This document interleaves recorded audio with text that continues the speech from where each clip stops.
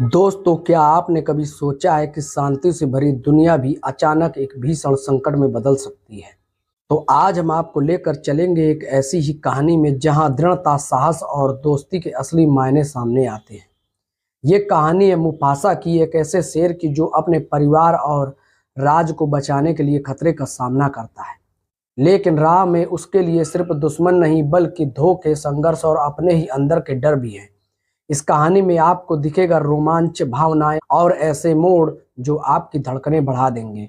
तो बने रहिए वीडियो के अंत तक। चलिए शुरू करते हैं मुफासा की ये अद्भुत और साहसिक कहानी।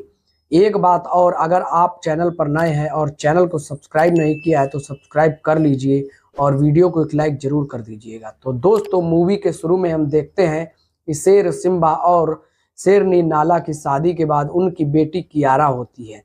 एक दिन नाला शिकार पर जाती है लेकिन रास्ता भटक कर पेड़ के नीचे बैठ जाती है। सिम्बा कियारा से कहता है, तुम सबके साथ रहो, मैं तुम्हारी माँ को लाता हूँ। कियारा दोस्तों के साथ खेल रही होती है, तभी उसके दादा रफीकी आते हैं और उसका मन बहलाने के लिए उसे एक कहानी सुनाने लगते हैं। कहानी में वह बताते हैं कि मुफासा पहले आवारा था लेकिन बाद में बादशाह बना। बचपन में वह अपने माता पिता संग बंजर भूमि पर रहता था जहां बारिश न होने से जानवर बीमार थे। अब वह अपनी माँ से चमकते पहाड़ों के बारे में पूछता है तो माँ बताती है कि वहां मिलेले नाम की एक जगह है जहां अमन और खुशहाली है। इसी बीच बारिश होती है और सब खुश हो जाते हैं, लेकिन उन्हें नहीं पता था कि जल्द ही बदनसीबी भी आने वाली है। बारिश से आई बाढ़ में कई जानवर डूबने लगे और मुफासा भी बह गया। उसके पापा ने जान जोखिम में डालकर उसे बचाया और पत्थरों की ओर फेंक दिया, लेकिन हाथी के टकराने से पत्थर टूट गया और मुफासा फिर से पानी में गिर पड़ा। किस्मत से उसे एक लकड़ी मिल गई जिस पर चढ़कर वह बच निकला और पानी का बहाव उसे एक छोटे तालाब तक ले आया और उसे एक टाका नाम के छोटे से नन्हे शेर ने बचाया और अपने परिवार से मिलाया। उन लोगों ने उसे आवारा कहा और अपने दल में न रखने की बात कही। मुफासा ने कहा कि वो आवारा नहीं है और अपनी काबिलियत साबित करेगा। तभी वहां के किंग ने उसे टाका से रेस लगाने की शर्त रखी। रेस में टाका तेज था। मुफासा बीच में पानी में गिरा तो टाका ने उसे बचाया। अंत में टाका आसानी से जीत सकता था, लेकिन दोस्ती के लिए उसने मुफासा को जीतने दिया ताकि वह उन्हीं के साथ रह सके। यह देखकर टाका के पिता बहुत गुस्सा हो गए। टाका मुफासा को भाई मानकर खुश था, लेकिन उसके पिता ने चेतावनी दी कि वही उसका असल छीन सकता है। दोनों साथ खेलते खेलते बढ़ते रहे, पर टाका के पिता मुफासा को हमेशा आवारा ही समझते थे। एक दिन मुफासा टाका की माँ संग शिकार पर गया, तभी अचानक उसके सामने ताकतवर सफेद शेर आ गए। सफेद शेरों को देखकर टाका छुप गया, लेकिन उसकी माँ पर हमला हुआ। लेकिन मुफासा नहीं डरा, अकेले ही दोनों शेरों से लड़ा, एक को मार भी डाला और अपनी माँ की जान बचाई। इस बहादुरी के बाद पहली बार किंग ने मुफासा को सम्मान दिया और उसका आभार जताया कि उसने उसकी पत्नी की जान बचाई। मुफासा ने चेतावनी दी कि सफेद शेर बदला लेने आएंगे। खबरी ने जाकर देखा, जिसे मुफासा ने मारा था वह सफेद शेरों का राजा का बेटा था।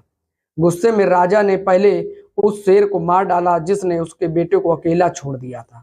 खबरी लौटकर बताता है कि सफेद शेर बेहद ताकतवर और बेरहम है और वह बदला जरूर लेने आएंगे। खबरी यह भी बताता है कि सफेद शेर बेहद ताकतवर हैं, उनके एक शेर के बराबर दो साधारण शेर होते हैं। यह सुनकर बादशाह डर गया और टाका ने कहा कि अगला राजा बनने के लिए उसे भागना होगा, वरना वह सब नष्ट हो जाएंगे। सुबह उसकी माँ ने टाका और मुफासा को मलेले नाम की जगह पर सुरक्षित भेज दिया, लेकिन तभी सफेद शेरों का झुंड पहुंच गया और उनके राजा ने टाका के पिता से पूछा, कौन है जिसने मेरे बेटे को मारा? सफेद शेरों ने टाका की फैमिली को मारने के बाद टाका और मुफासा का पीछा किया। मुफासा और टाका उन लोगों से बचते हुए भागते हैं। मुफासा टाका से कहता है कि यही सही मौका है, इनके लीडर यानी कि सफेद शेरों के बादशाह को मार देना चाहिए। लेकिन टाका डर जाता है और चालाकी करके मुफासा को अपने साथ लेकर झरने के नीचे गिर जाता है। अब जैसे तैसे टाका और मुफासा उन सफेद शेरों से अपनी जान बचाते हैं और मलेले के लिए आगे बढ़ते हैं। रात को उन्हें जंगल में शराबी शेरनी मिलती है जो उन्हें बताती है कि सभी जगह सफेद शेरों का डर फैला हुआ है। शेरनी ने बताया कि उनका पूरा ग्रुप मारा गया और सिर्फ वही बची है।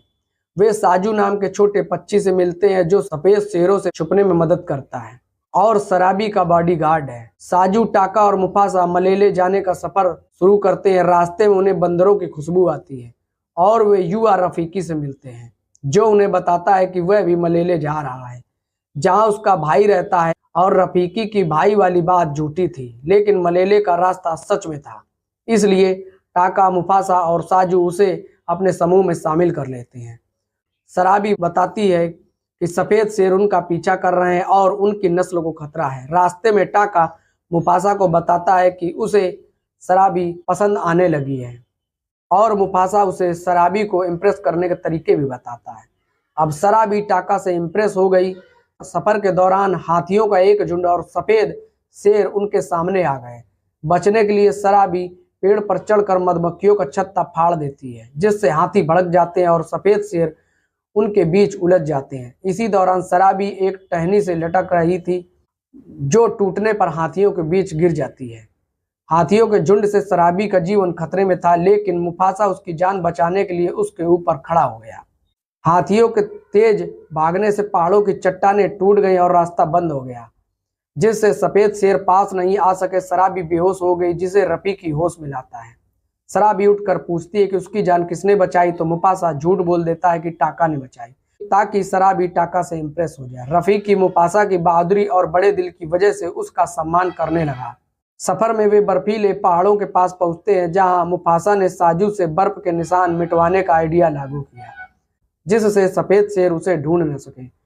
मुफासा की बहादुरी और समझदारी भरे फैसले से रफीकी और शराबी दोनों प्रभावित हुए और शराबी को एहसास हुआ कि मुफासा ही उसका रक्षक और असली बहादुर है, जिससे वह मुफासा की तरफ आकर्षित होने लगी।